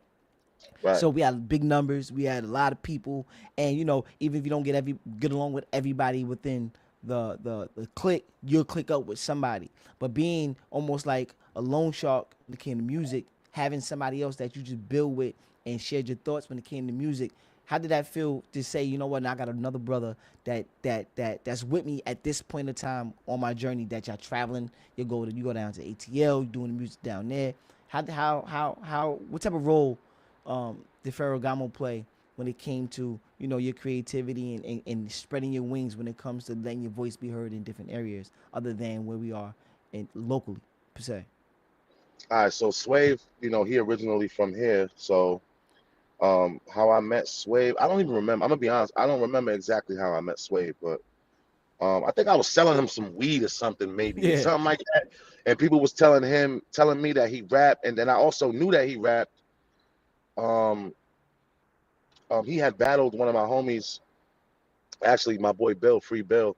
He had Mm. battled him on like Facebook or whatever, and then I ended up putting a diss track out towards Swave because the diss that Swave made to Bill was way out of Bill's. It was way out. Bill Bill couldn't Bill keep was up ready with for that. that. He wasn't ready for that. So I made the diss track. I made the diss track going at him, and then I think that was it. And then we ended up getting cool somehow. I don't even remember. It was so much Yeah, shit yeah, going yeah, on, but we ended up getting cool.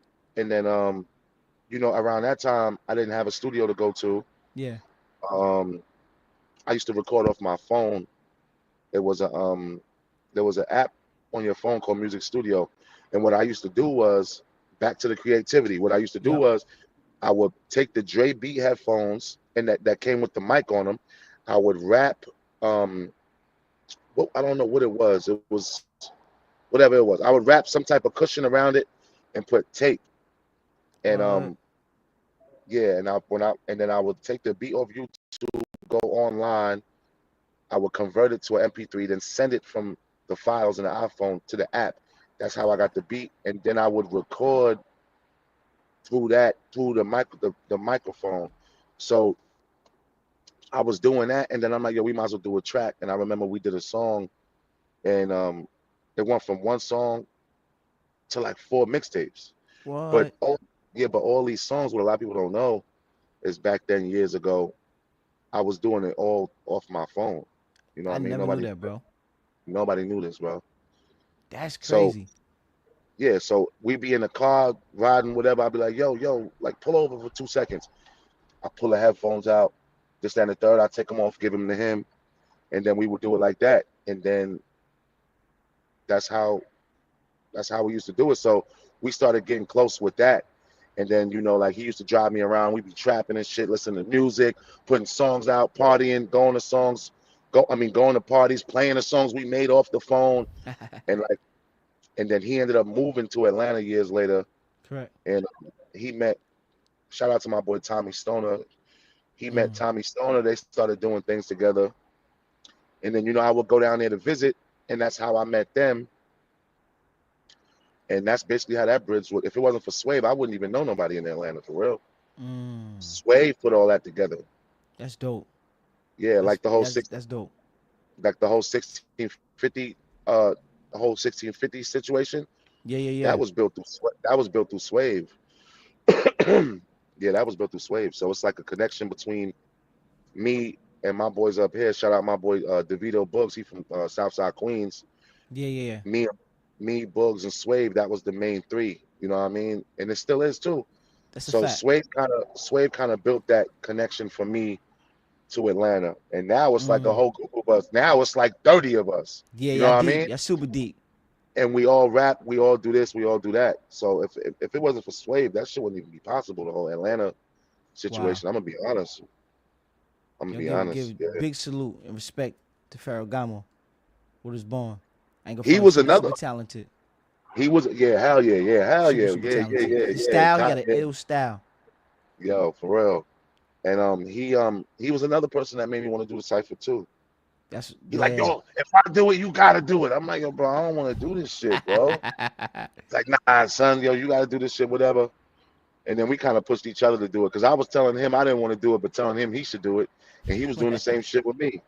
And then Yeah. once my mom said it, it was over. She put I the ain't even. stamp. Yeah, she put the stamp on. After that, I'm Yeah, committed. It's a wrap. yeah, it was. Mama Yeah, Love it said was this over what it is. after This that. what it is. Yeah, it was over after that. So that's how the relationship with me and Swabe, and then like with the SoundCloud situation, like I was always till this day, like I put songs out on there, whatever the case may Yeah. be. And if they go through my playlist, um, if they go through like my albums and playlists, I got like mixtapes that I made with me and Swave on the phone Mm-hmm. on there too. Cause Yeah. like we be riding around all day, going to the crib. We might be chilling with some bitches by the end of the night, and we'll just be making song after song. Sometimes joking around, making songs, whatever, and just putting them shits out, bro. We was just just that's how he was doing it. You know what I mean? Till today, like That's a fact. I haven't seen Swave in a while, but if I was to link up with Swave right now and go to Atlanta, the first thing we're gonna do is, yo, we gotta get studio time. Absolutely. That's the first thing. Like Pen to we don't pad. really Let's care go about work. nothing. Yo, what's up? Let's go to the studio. You know what I mean? That's a Fendi. So that's how me and Swave really got cool. That's super dope, man. Yeah, I love when I love when it comes to being able to utilize, connect, build, because it shows that it's always strength in numbers. So a lot of times we are self reliant, meaning that we do things ourselves. You figured out a way in order to record. You said, you know what, hey, I'm gonna figure this thing out one way or another. I'm gonna download the MP3s. I'm gonna use the mic from the headphones. I'm gonna wrap the mic up. That shows your willingness to go out there and try new things. And then when you do that, you learn so much about who you are. So when I stated earlier about you being having ambition as a characteristic of who I know you to be from the times I've known you my whole life, I watch how resilient you are.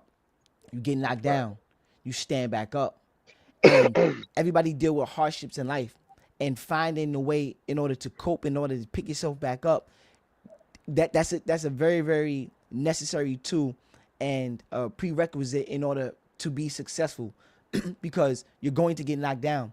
And a lot of times when people get knocked down, they too hurt to get back up. People use excuses on why they shouldn't get back up. People allow themselves to have crutches and have uh uh people would love to have reasons why they don't move forward in their lives. A lot of people like to play victim. A lot of people like to have victimhood, right? A lot of people like to say, you know what, I rather stay in victimhood mentality, because once I take ownership and responsibility of why I'm not where I need to be at, I can no longer blame nobody else for my shortcomings. So a lot of Right. times when you say I get knocked down and I'm resilient, it shows that no matter what's going on around you, you holding yourself accountable for your actions. You saying that, hey, my livelihood is gonna be dependent on what I do, not what nobody else tell me I need to do, how I need to operate. If things get rough in my life, I know I have to pick myself back up, because I've been knocked down many times. I've been knocked down when it came to the system. I've been knocked down when it came to family. I've been knocked down when it came to friends. I listen to your music. It sounds like a lot of loyalty that you have, and it seems like when you have high empathy, high levels of loyalty, when you say I'm committed to something, I'm a ride or die for a particular situation, and then you find out on the other side of that you don't get that in return, it toils with your mind of saying, damn, why am I so loyal and committed to a thing where I don't get that in return when it comes to people, places, and things. I'm willing to put these things on my back and willing to fight to the death, but I don't feel that same. I don't feel the same from the opposite end. So what is the thing that allows you to still continue to fight when when you don't necessarily may feel like it's rewarded for you fighting this type of battle? What makes you say, you know what, regardless of how I, whether I get patted on the back or not, whether I get rewarded or not, whether somebody acknowledge me or not, I'm still going to push forward. Why do you do that? Because that's one of the questions I want to ask. Because there's different reasons why people do things, and one of my things that peaks out to me as curiosity. I want to know why people is willing to get up, because I see so many people lay down. One thing that my cousin Black always say, yo man, I ain't gonna never roll over and play dead. And that's one of the things that make me say, you know what, he not when things get tough in his life, he not gonna sit there and act as if he not gonna get up and fight. He said that to me all the time. He said, would you expect me to just roll over and play dead? He said, I'm not doing that. I'm gonna get up. And I see that within you. You're not willing to have a moment to where, not saying that you don't get some bumps and bruises along your journey, because we know that you have gone through a lot of things in your life, but you picking yourself back up, what's on the other side of that makes you do that? I'm gonna keep it real with you. It's like I'm gonna keep it real. A lot of the things that I do, it don't always be for me. You know what I'm saying? It be for my Mm, family most of all. It's that's mostly for key. my family. You know what I mean? Like, and all the promises that I made myself, and like, which is important too. But like the promises that I made my mom, it's like I gotta do that shit. And even if I don't do it, I gotta get somewhere close to where I know I completed certain milestones that would make her happy. You feel what I'm saying? Absolutely. So like, even though she not here in the physical, I know she here in the spiritual. So it's like I, like I still, like I don't know, fam. It's like I'm not. I'm just not one of them. I kind of get it from my mother too. Going back to her, it's like True indeed. like no matter how you put it, I gotta hustle. I gotta make sure this shit gonna work. Like I don't give a fuck. Like no matter what it is, I'm not letting nothing stop this. no matter what, I'm not gonna stop. Like True regardless, no, indeed. and anything, it don't matter what it is, no matter what get in the way, no matter anything. And I feel like the only thing that slowed me down was like losing her, because like Yeah.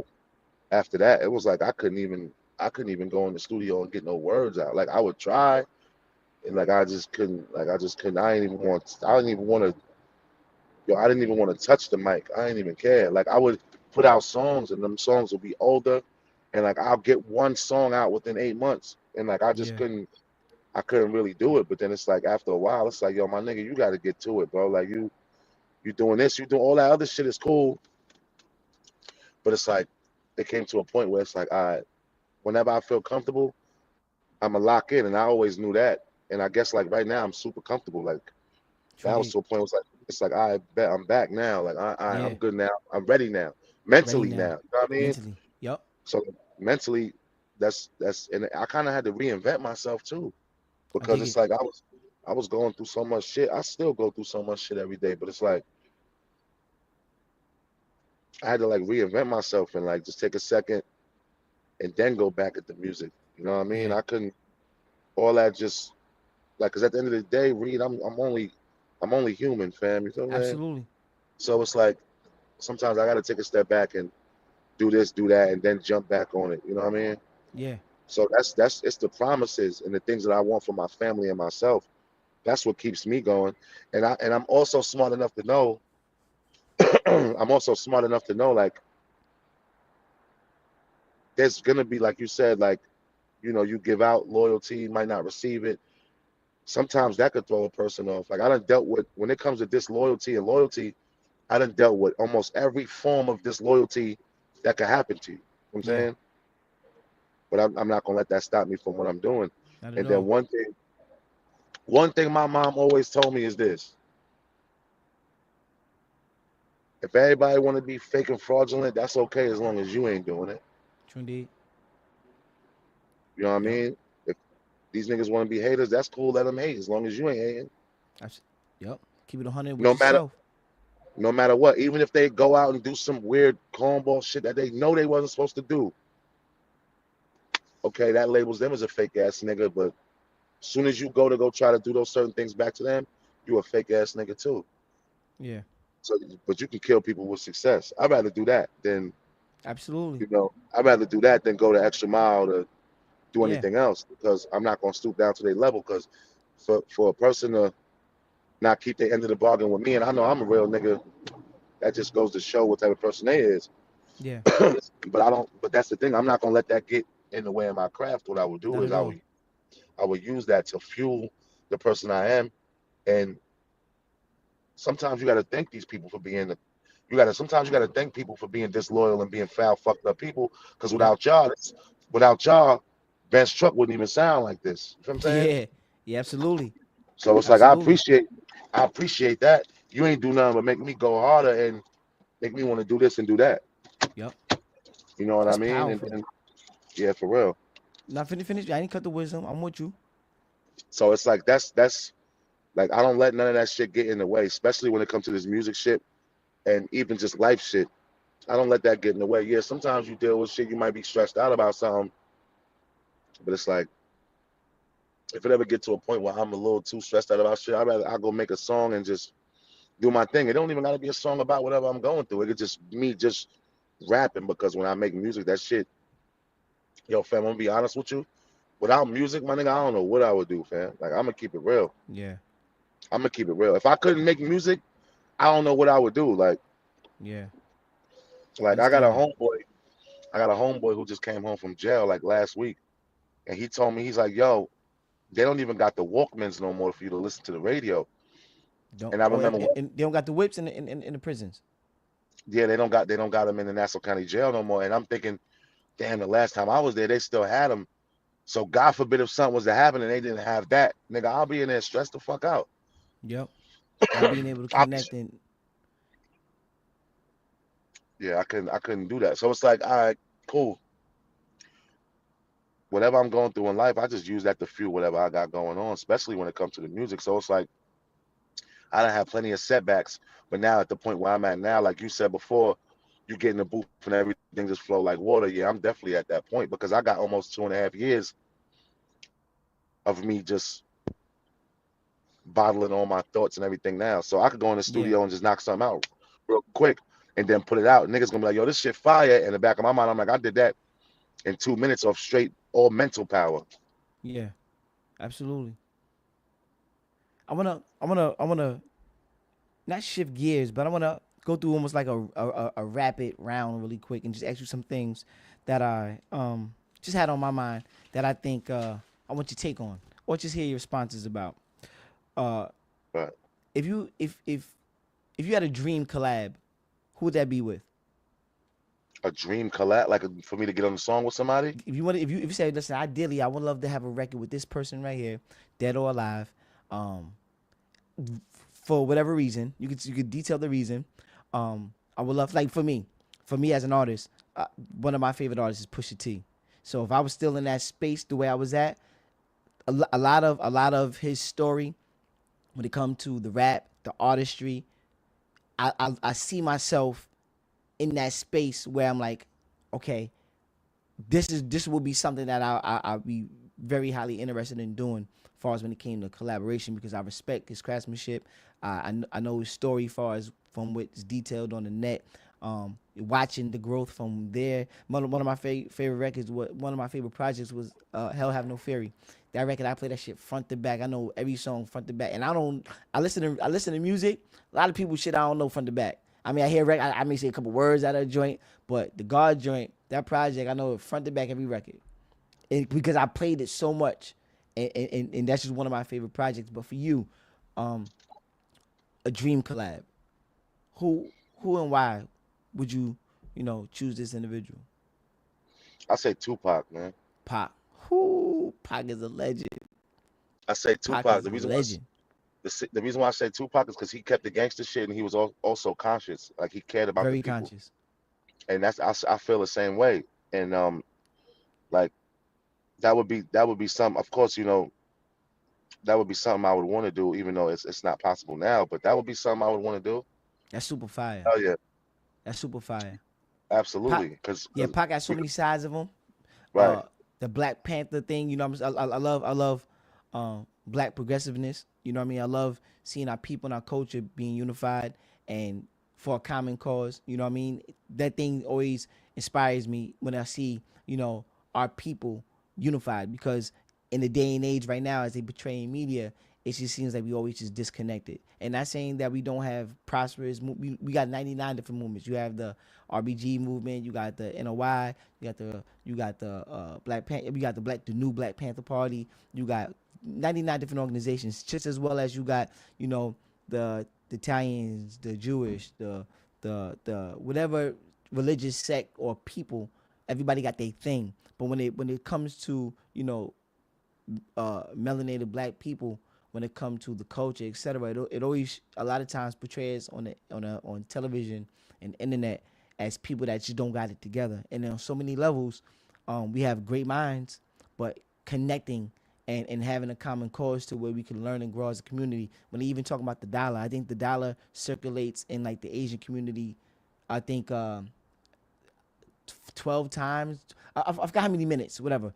I think 2 weeks or something, because they did it by, I think they did it by minutes. I think about time frames, but I think the longest how money circulate within the community, when it comes to people, we at the bottom of the totem pole.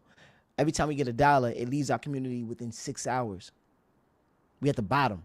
So there's a bunch of people that come before us when it comes to nationalities and religious organizations, etc. When they get their money, they know how to circulate it amongst their people and say, you know what, right, before we give them the dollar outside of our community, how do we spend our money? Do we spend it with one another? Do we support our businesses? Do we support our brands? So, okay, you got a common cause. You got your music out there. You clothing brand. You selling cups. You selling mugs. How many people that look like you and outside of you come and support you? But we'll go to Walmart. We'll go to Louis Vuitton. We go to Gucci, and we go spend 400 or 500,000, etc. on these other brands. But you got somebody that look like you, or from your community, or your environment, or somebody say that I love and support, but you never see a dollar circulated within that confines. You don't receive it and you don't do it. So the thing is, it make me question about When you talk about Pac, and when I say about the Black Panther Party, at that time they started the food program, meaning that okay, no child left. They got the thing of no child left behind with education. There was no child left hungry. This is what they started, and it makes me think about okay, how do we feed one another? Do we support one another? Do we see somebody that's down that look like you or don't look like you? Do we support the common cause of humanity? Are we looking to build each other up? And it makes me think about how sometimes we so self-centered, even in the world that we're living in, because I see people all the time, somebody that's on the street that look down and out, and it's clearly that they down and out. They're not just panhandling, take the money, stuff in their pocket, and go drive off in the Benz. They clearly down and out, and people just walk right past them. We see somebody out there that's just starving, hurt, and people just walk right past them in the middle of winter, curled up in a blanket, not even making it into the subway, but in the cubby behind the store or something. And then we just walk right past them. And it made me think about how much do we pour into building up ourselves, building up the people that we are around in our communities. And it makes me think. So when I hear you tell your story of saying, you know what, if I have a dream collab, it will be somebody like Pac, that resonates with me on so many other levels because it makes me identify with, okay, how do we build up one another? Because yes, Pac was a revolutionary. So he had the fire in him to go out there and fight the fight. But he also had enough sense to, be around and influence with, Ashada, his aunt, and moms and stepfathers, dads, and everybody's being involved in, growth and prosperity. And that's one of the things where I love to build up when it comes to Respectfully Great is about building up, constantly learning and growing. So the platform, when I talk to like-minded individuals like yourself, I get so much from it, and I know that the audience be able to get so much by you just detailing your story. So the reason why I hit on these keynotes, yes, we learned about the artistry, powerful thing. The main thing is that I want to know about you because the skill set is something that we all can develop. Everybody got a unique skill set that gives them the leverage and advantage in the world. And when I look at you, beyond the skill set, I know that's the craftsmanship that you can continuously work on and get better at. That's like somebody just picking up a hammer and hitting the nail. If they hit the nail 1,000 times, they get better. Steph Curry, he didn't come out the womb shooting great jump shots. He shot great jump shots 1,000 a day. That's why he's one of the greatest shooters of all time. So we know we can develop skill set. But when I ask about the story, it details more about the character, the person, what wakes them up and what drives them. How do you feel the emotions? How do we let these things out? Because I feel like our communities are always, subject to some of these things with the mental health, dealing with conversations, not being able to hold conversations. Oh, you're a black male, tough it up. Or, kids fall. If it's a boy, yo, get up, don't cry. Sometimes the same thing with the female. First thing we do, we grab the little girl and kiss them on their knee. The boy, yo, now write that off. And there's certain toughness that we got to have. Not saying that we looking to coddle and enable the children. I'm saying is that we got to normalize just people having emotions and knowing how to control them. Now, it's okay to feel upset about something. That shows that you're human. It shows that I'm alive. I'm going through something. And being able to transgress that energy into something that's more positive than saying, you know what, I'm hurting right now, so I'm going to inflict pain on somebody else because I'm hurt. So I don't want to go now. Now I'm going to go on the street and I'm going to beat up somebody. I'm going to rob somebody. I'm going to beat up my wife or beat up my husband or take it out on a family member, say some disgusting things to make that other person feel low. Meanwhile, we the ones that feeling the lowest. So we hitting below the belt because we so pained and tore up that we want other people to feel hurt. So when I had these stories and I ask you about, how did you get through it? These are the things that I need. This is the things that the world needs. Whoever's tapping in, I know they need it because we all going through it. So I know the story of you being victorious is not just a success. We back? Yo, We locked up. Oh, you got me? yo, I hear you. Yeah. All right, what you say? My fault, family. Yeah, so good. Nah, I just know that the success is just the success is not necessarily just the find the money, the woman, the cars, and all that. The success is that I'm able to get up every day and still be able to survive in the world that that I feel like my back is against the wall, and being able to make those day-to-day progressions is why I feel victory is won at, because we got to start on a smaller scale before we go out there and amass the wealth, the money, the finances. We got to win the self battle. being able to look ourselves in the mirror and say, you know, I accept me. Before that person across the street accept me, before my girl love me, before my homeboy love me, before my family members love me, I gotta love me. And then once you start accepting who you are, now the people around you gonna start looking at you in that same light, because now you the representation of light. I'm that light being. You feel what I'm saying? Right. So that's why I detail it in that frame, just to, you know, give more context of why we go here. Of course, we're gonna touch on the craftsmanship, but I really want to know in detail what's going on with you, because that's what's gonna be able to take the conversation from me to you to the next person to the world to say, you know what, I was going through that yesterday. The guard got up. He made it through. I know I'm gonna make it through. Sometimes we don't think about how we gonna get to the next step, but there'll be something that just sparked up. And like when P was saying, P said, "Yo, listen, my mom is a clinical um, counselor, drug counselor. I was on drugs 45 years. I had to hear it from somebody else to my brain to register for it to make sense in order for me just to kick the habit." Even though he was told in his crib 45 years. And sometimes what I'm saying is that somebody may be going through something across the world that they're hearing all of the positive shit, but it's something that you said that's going to make them change their life today. Something that you impacted them with. So that's why I love to get there with it, because I see the resilience. I see the ambition. Everybody else, even they don't recognize it, I know what it looks like, because I Right. know I know what it look like. You feel what I'm saying? Right. So if they don't see it, yeah, they'll know in due time. But it's a beautiful That's thing for why you to be able to. you wanna know something so funny. That's why I be supporting you so much with the clothes.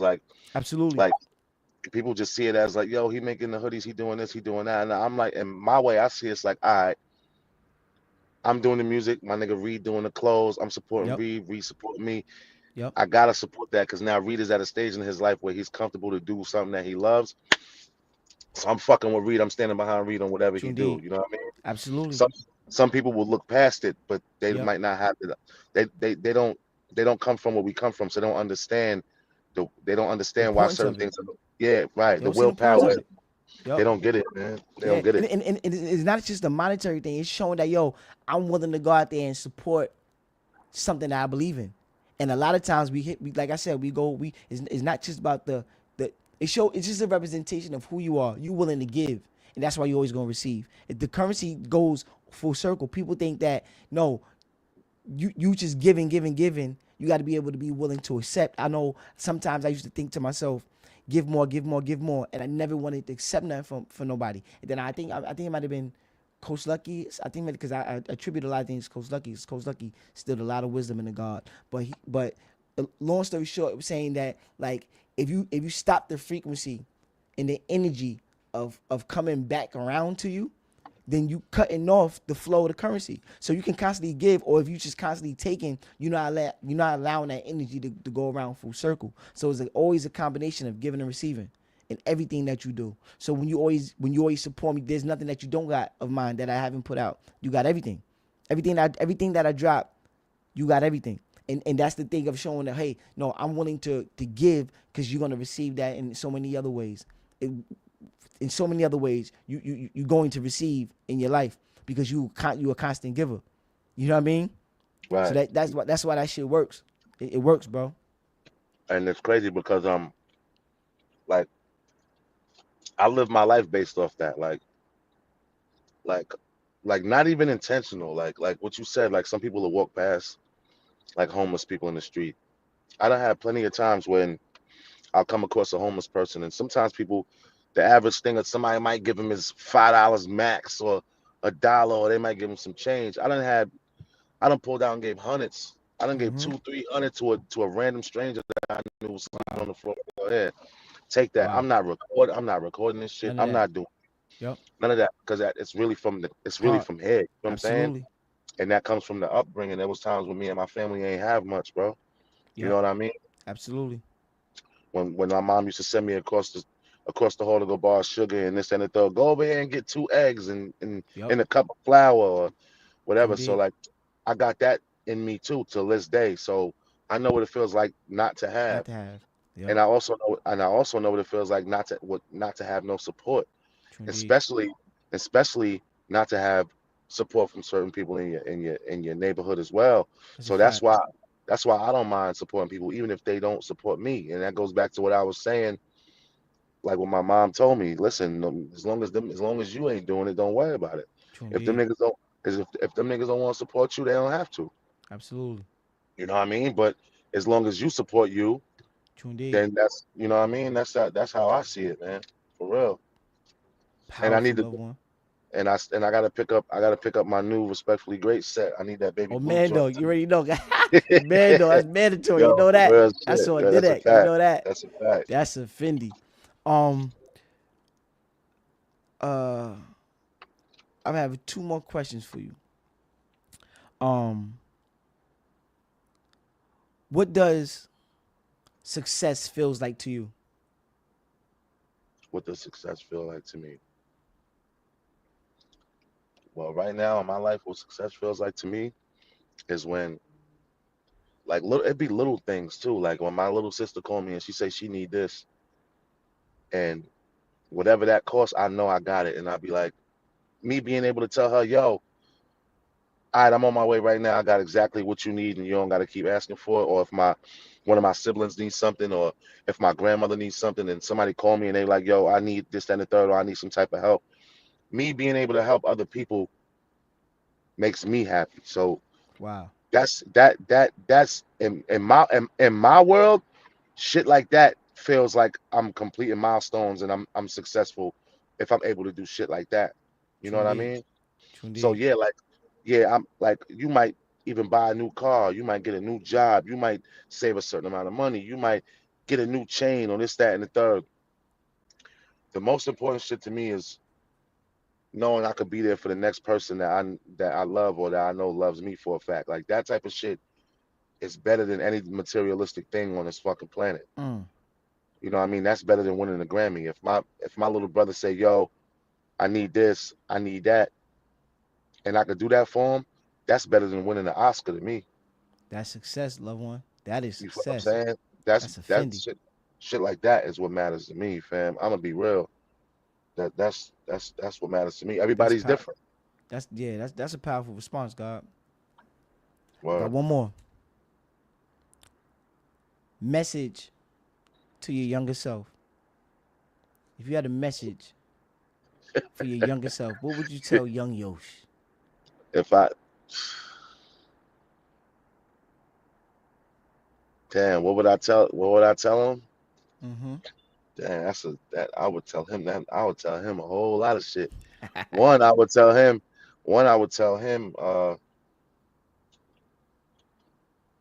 start saving money now because you're gonna need it in the future. I would tell him that. Mm. Save your money now because you're gonna need that when you get older. But Yes, yes. I would say that. I would, you want to know something, Reed. There's not too many things I would change. I would leave it just like that, but just with more Mm. knowledge for me Yep. to be better at certain things. I would tell myself to write more songs and put out more songs and you know what I mean, and be more open to working with other people because I remember when I was younger, me working with other people, I didn't really want to.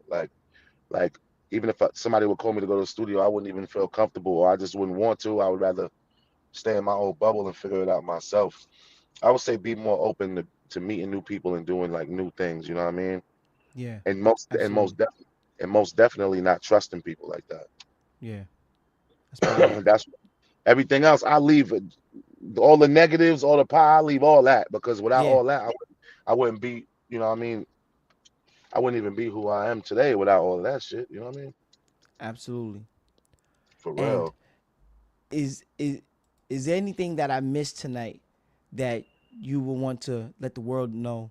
You know, if there's anything that I've skipped over, brushed over, or missed, is there something that you say, hey, I want to touch upon this. I want to let the world know this, or Um, I guess. Well, I'm working on an album. I've been working on my album for like almost 3 years, bro. yeah, Like I'll be working on that and then doing other things in between to just to keep things going. So cut, I'm working on that. I'm dropping that this year soon. A lot of things that yeah, I'm doing now. a lot of things that I'm doing now is to build up for that. You know what I Correct. Correct. Correct. mean?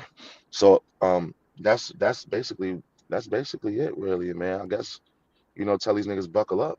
They might that That's a 50. Let's go. Put your tell these seatbelt niggas on. Put your you got seatbelt buckle. on. We This go time for a around, ride. yeah, this time is different. It's you know what it is. It's more personal for me this time. You know Yeah. what I mean? It's Absolutely. more personal. Like I got shit that really need to be done, and I got, like Correct. I said, I got milestones that I want to complete, and I made these promises. You know what I mean? True indeed. And I'm gonna live up to that. No matter what it is, I'm gonna live up to it, or I'm gonna get close enough to, or even help the next person get in there would make me happy too. That's a So fact. that's how I'm on it. So yeah, like I'm working on my album. I don't know when I got I got a feeling I'm gonna just wake up and just hit that button and it's gonna be out. Like, you know Yeah. what? Then it's Yeah, up. go ahead. Absolutely. Yeah. Yeah. Well, I love you, loved one. Yeah, I Um. love you too, my nigga. You know how we do. Yeah. Big Fendi. Tell everybody where they can catch your music at, videos, etc. Where can they check your music out at? If they want to check anything about me, you go on Google and type in Young Yosh. It's the same name that's on here right now, Yep. and they'll pull up a whole encyclopedia full of me. That's it. All you gotta do is just Google me at this point. You know what I mean? Instead of me giving them links and stuff, you just go to Google. It's all there. Young Yosh. Absolutely. You know what I'm saying? Absolutely, Fendi. It's been super, super, Sure. you know, profound, man. I'm super, super appreciative that you showed up today. Um, you gave insight on things that people just never knew about. Right. You gave us new perspectives. You gave us new thoughts, new ideas. You gave us the drive, the ambition. You gave us a leg to stand on and say, you know what? Hey, I'm willing to get up, and we're going out there to fight for what for what's rightfully mine. And that may Right. be just fighting for a peace of mind. It may be simple A as that. It fact. may go out there to say, you know what? I'm just willing to get up today because I heard something that Yo said that drove me to do what I'm doing today. So once again, loved one, I'm super, super appreciative. I know the world's gonna be able to appreciate what you offered today, and continue to go out there, drive, keep going out there, mastering your craftsmanship. Keep going out there, dropping them gems. Keep going out there, leading with your heart, because that's gonna lead you to the places that you need to be in. Open up them doors. Still protect yourself, protect your family, protect your loved ones. Constantly, educate yourself, keep learning, keep growing, and don't let nothing stop you, family. Because the only person that's in the way is you, loved one. That's a fact. That's a fact. Absolutely, God. We gonna tap it Same out, goes to dog. you. Big love, Yeah, fam. We gonna I tap in later appreciate than you. this. Yeah, later on this year we're gonna have to do another one and then regroup on the Oh, progress where we at. You know what I'm saying? come on. And Yes, sir. we're gonna definitely have, it's gonna be mandatory by then for sure. Yes, sir. We tapped in, family. Word We up. signing out. Everybody, uh, go run up Young Yosh music, baby. Run it Yeah, up. let's do it. I Ben's appreciate truck everybody out right tuning now. in. Go run it up. You Go run dig? it up. You Little know how bricks, we baby. do. Yes, Yeah. sir. Uh-huh. West Early. side. Man, that was powerful. Super, super dope. Super, super dope.